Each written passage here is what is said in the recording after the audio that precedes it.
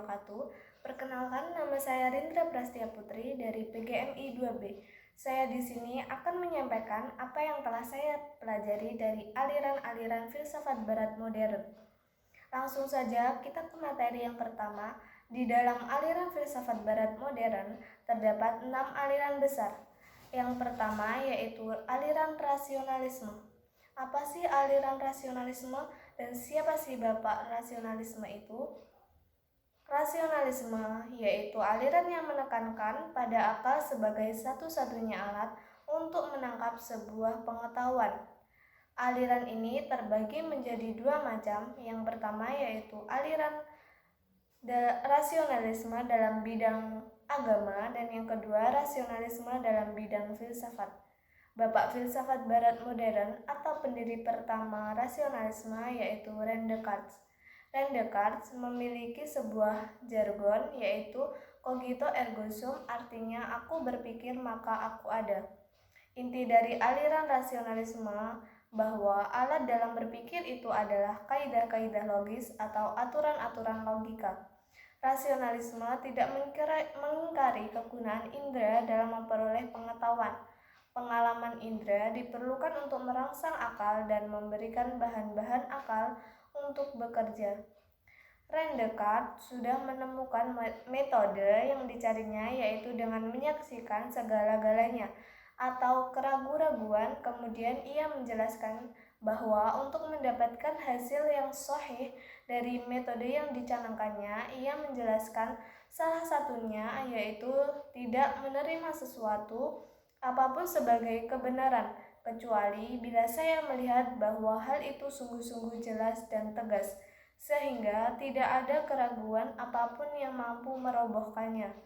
Yang kedua, aliran empirisisme. Aliran ini muncul pada abad ke-17. Aliran empirisisme ini bertolak belakang dengan rasionalisme.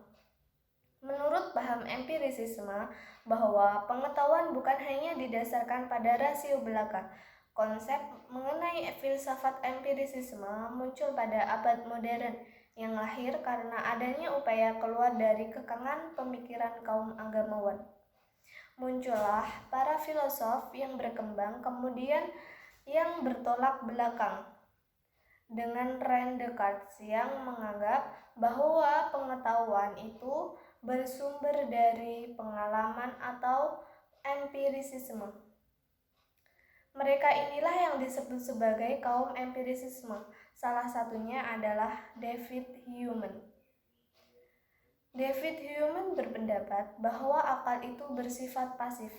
Empirisisme dengan kata lain, kebenaran adalah sesuatu yang sesuai dengan pengalaman manusia.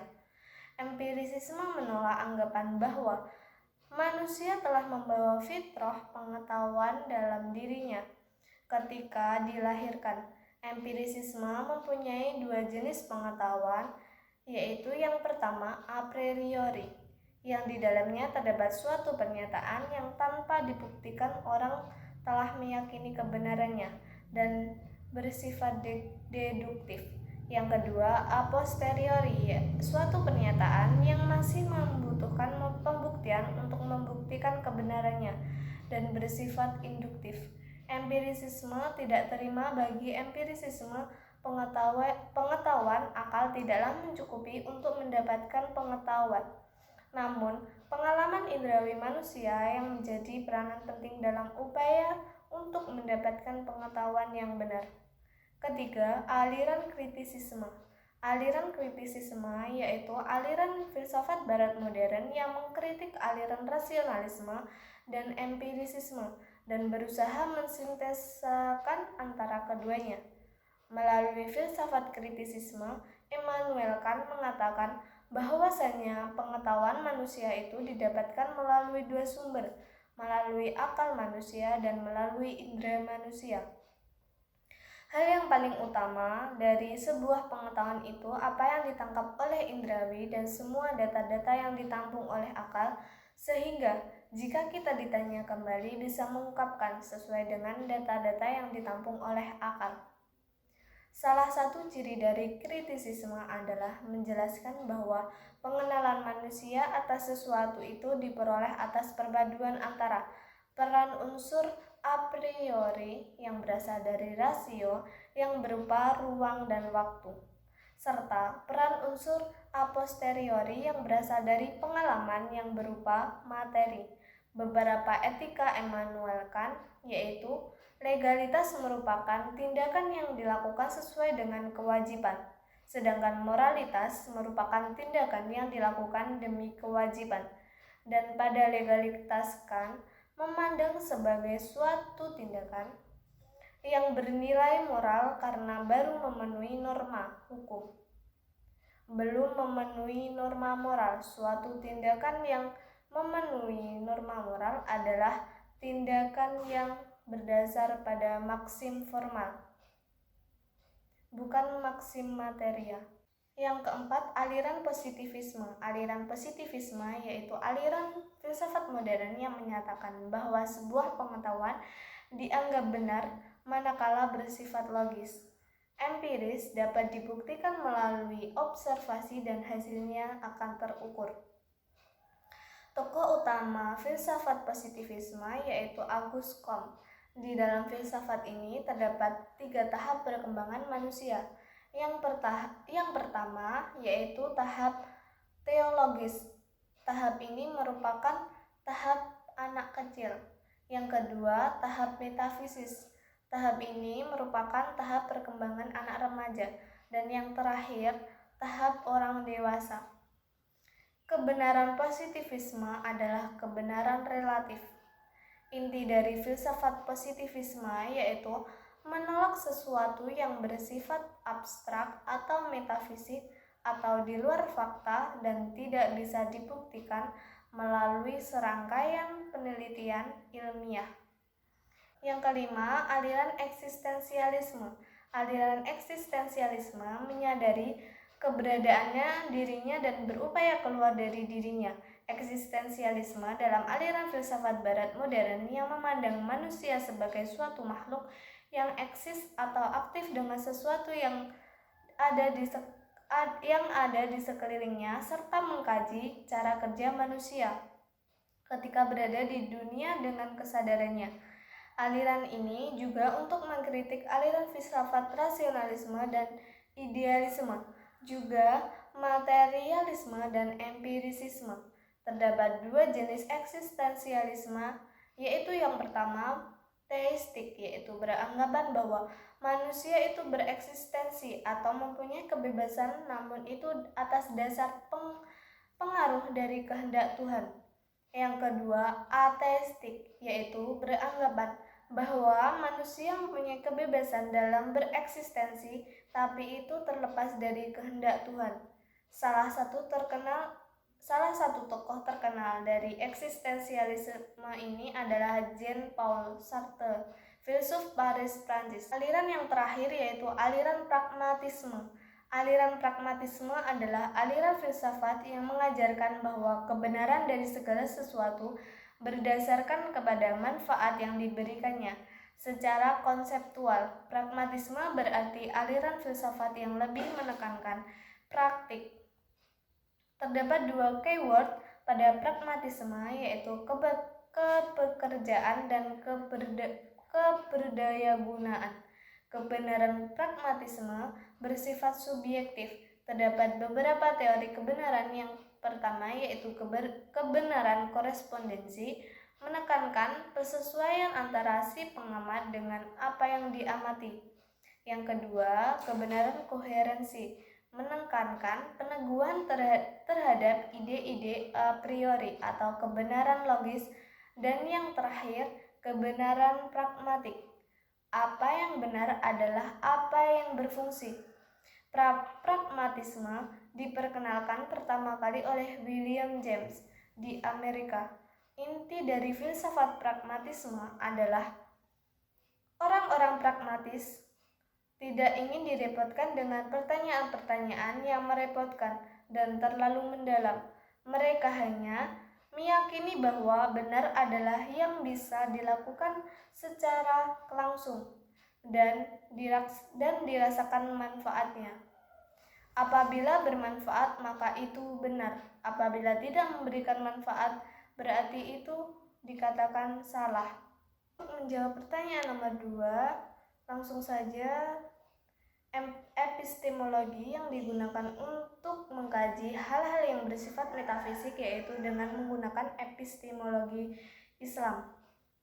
Epistemologi Barat memang umumnya didasarkan pada pemahaman logika dan empiris saja, yang berfokus pada pengamatan dan penalaran rasional. Namun, tidak berarti bahwa epistemologi Barat secara eksklusif terbatas pada hal-hal yang bersifat logis dan empiris. Seiring dengan perkembangan filsafat Barat, terdapat juga pemikiran-pemikiran yang mencoba menjelaskan aspek-aspek metafisik dan di luar nalar. Misalnya, dalam filsafat Barat terdapat aliran fenomenologi yang mengkaji pengalaman manusia secara langsung, termasuk pengalaman-pengalaman yang tidak dijelaskan secara logis atau empiris. Aliran ini mengajukan pendekatan deskriptif yang memperhatikan pengalaman subjektif dan memberikan perhatian khusus pada fenomena-fenomena yang lebih kompleks, seperti kesadaran, kebebasan, dan keberadaan. Selain itu, dalam filsafat Barat juga terdapat aliran-aliran seperti eksistensialisme dan metafisika yang mencoba membahas pertanyaan-pertanyaan yang melampaui batas logis dan empiris. Mereka mempertimbangkan masalah-masalah keberadaan, makna hidup, dan alam semesta secara lebih luas. Namun, jika Anda ingin mengkaji hal-hal yang bersifat metafisik dari perspektif Islam, maka Anda mungkin perlu merujuk pada epistemologi Islam. Dalam tradisi Islam, ada pendekatan yang lebih holistik yang memadukan agama dengan ilmu pengetahuan dalam pemahaman Islam. Pengetahuan tidak hanya bersifat logis atau empiris saja, tetapi juga mencakup pengetahuan spiritual dan metafisik. Dalam tradisi Islam ada beberapa pendekatan epistemologi yang dapat digunakan untuk mengkaji hal-hal fisik dan metafisik. Salah satunya adalah konsep ilmu al-yakin, pengetahuan yang pasti yang diperoleh melalui wahyu dan pengetahuan yang diberikan langsung oleh Allah melalui kitab suci Al-Quran. Selain itu, terdapat juga ain al-yakin atau pengetahuan yang pasti melalui pengalaman langsung, dan hak al-yakin atau pengetahuan yang pasti melalui pemahaman dalam diri. Pendekatan epistemologi Islam menawarkan kerangka kerja lebih inklusif untuk memahami dunia fisik dan metafisik. Dalam epistemologi Islam tidak ada pemisahan antara ilmu pengetahuan dan agama, karena adanya saling melengkapi dan berkontribusi satu sama lain. Namun, penting untuk dicatat bahwa ada berbagai interpretasi dan pendekatan dalam epistemologi Islam dan tidak ada satu pendekatan tunggal yang diterima secara universal. Pemahaman epistemologi Islam dalam bervariasi bergantung pada perspektif dan tradisi intelektual yang diikuti. Dan untuk menjawab pertanyaan nomor 3, langsung saja. Pelajaran berharga setelah mempelajari filsafat Barat modern untuk diterapkan dalam kehidupan nyata yaitu antara lain 1. Konsep etika. Di dalam ilmu filsafat Barat modern dapat mengajarkan kita bahwa mempertimbangkan tindakan akan berdampak terhadap orang lain, lingkungan, serta masyarakat. Yang kedua, filsafat Barat modern menekankan pentingnya berpikir kritis, analitis, dan logika dalam mengambil keputusan dan permasalahan di kehidupan sehari-hari. Yang terakhir, filsafat Barat modern juga memberikan pandangan yang lebih toleran terhadap keberagaman sosial, agama, dan budaya di masyarakat.